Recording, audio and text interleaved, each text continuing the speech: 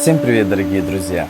Я рад вас приветствовать на нашем с вами канале, в прекрасном месте на Бали. Я всем вам передаю искренний привет.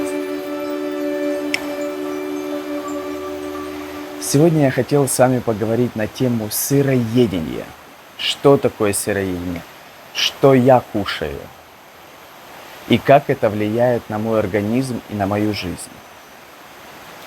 Скажу сразу, с детства я, как и все, питался обычной пищей, то, что нам давали родители, то, что было в наших холодильниках. Соответственно, это и мясо, и колбасы, и разные вещи. Но я родился в СССР, и потому и продукция раньше была, может быть, лучше, потом она чуть-чуть изменилась, но не в том суть.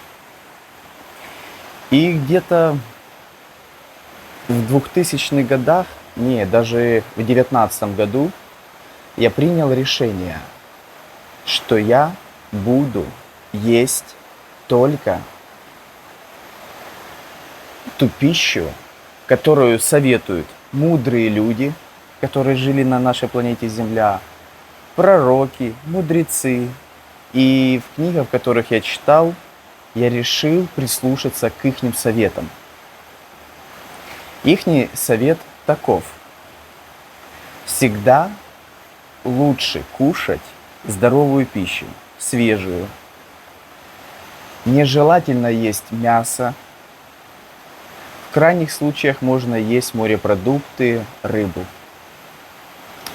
Так и я сделал. Я завершил с мясом, первое время и с рыбой, и с морепродуктами. Все остальное кушал.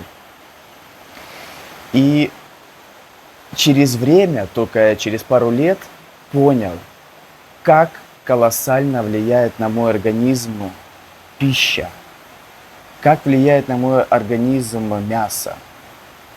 Я не хвалю, я не возвышаю, я не заманиваю. Я хочу только вам сказать одно, что когда вы употребляете мясную пищу, курицу, свинину, говядину, у человека понижаются вибрации автоматически из-за пищи. В этом вы не виноваты, но в организме срабатывает такой рефлекс. Хотите вы этого или нет? Вибрации понижаются, сразу приходит больше низкочастотных вибраций, которые связаны с убийством, с жадностью, агрессией, непринятием. Но все низкочастотные вибрации, они автоматически заходят в ваше тело, даже если этого не желаете. Я это анализировал и наблюдал за собой. Как я думаю, какие мысли приходят. Тяжелее контролировать себя становится, одним словом. И я сделал вывод, и я перестал первое время есть и рыбу, и мясо. И только сконцентрировал свое внимание на обычной пище. Растительной, каши, овощи, фрукты и так далее. Я заметил большой прогресс. Однако я хочу сказать, что не стоит своих детей с детства подсаживать сразу на растительную пищу. Это важно, чтобы ребенок принял решение сам. Точнее, его организм принял это решение.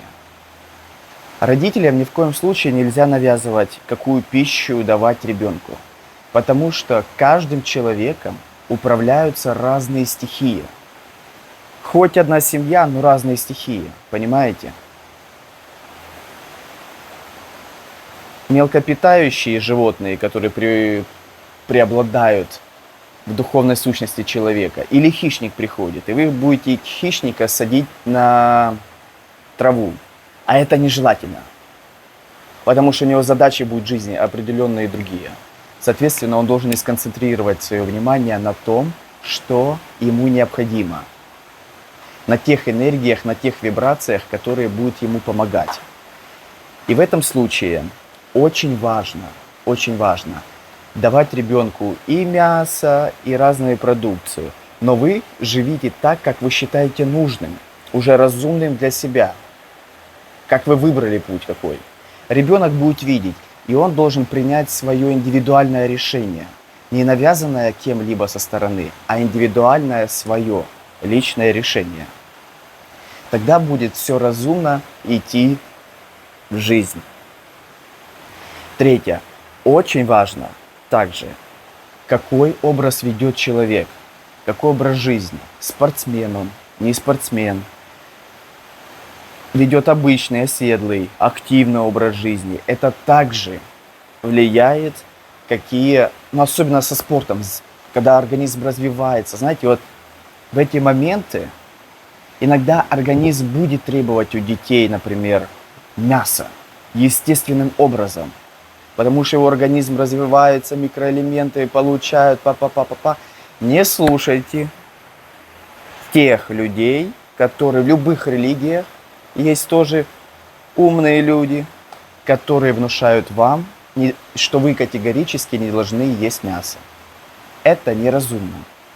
Потому что эти люди тогда не понимают, что каждым человеком управляют определенные стихии в течение всей жизни. Некоторым людям будет действительно полезно есть понемногу мяса. Действительно будет полезно. Но не быть зависимым. Это уже другие вещи, в которых человек будет сам индивидуально разбираться в своей жизни. Он будет анализировать, если он заинтересован познать себя, кто он такой, какие энергии управляют и как с этими энергиями взаимодействовать.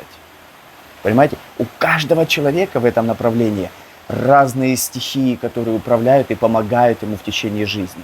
Потому что у этого человека разные задачи. Одному надо быть хищному, второму надо быть травоядному. И от этого не зависит ничего. Понимаете? Это очень важно осознать каждому человеку и каждому родителю. Не стоит навязывать своим детям насильно, тем более это категорически нельзя, и близким, никому. Но если вы выбрали свой путь, идите. Идите, и никто вас не должен останавливать. Если вы выбрали, становитесь. В моей семье я стал первый, кто вообще не ел рыбу, мясо. Все смеялись. То есть я проходил свои индивидуальные экспириенсы.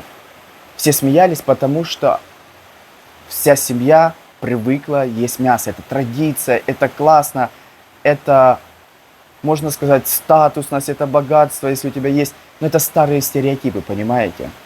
Неразумные, инстинктивные. Очень важно, чтобы вы понимали, что одному в семье будет полезно, второму будет не полезно. Какой образ жизни вы ведете? Активный или пассивный? Если вы занимаетесь спортом, то, может быть, например, я могу употреблять протеин, потому что я далеко не уйду, если буду без этих добавок есть и так далее. И если человек еще лидер, понимаете, ему даже, может быть, иногда можно будет чуть-чуть мяска, рыбки или морепродуктов. Так что, дорогие друзья, будьте внимательны к пище, которую вы употребляете. Она очень влияет на ваше самочувствие в течение дня. Я кушаю сейчас только рыбу, иногда стараюсь сильно много тоже не есть, или морепродукты, в зависимости от ситуации. А так, все другую, молочки почти не ем, масло. Но когда работал на корабле, я как-то больше молочки ел. Но все равно ее немного, потому что там оно и полезно, и не полезно. Я вот, знаете, я смотрю на свое самочувствие. Вот как я себя чувствую на тренировке, как я чувствую в ситуациях, как себя чувствую утром, как мой желудок чувствует. Очень важно тоже понять каждому человеку. Еще одно. Сколько вам лет и в разные периоды желательно кушать разную пищу. Когда человек уже за 50, ему желательно употреблять в пищу больше растительного, более легкой продукции. Обязательно овсяночки, кабачков, тыкву, легкой более продукции, потому что активность уменьшается у человека после 50 лет. И, соответственно, надо более легкую пищу употреблять. Это будет полезно и для вашего желудка, и для вашего состояния души, и почти любому человеку, без ограничений.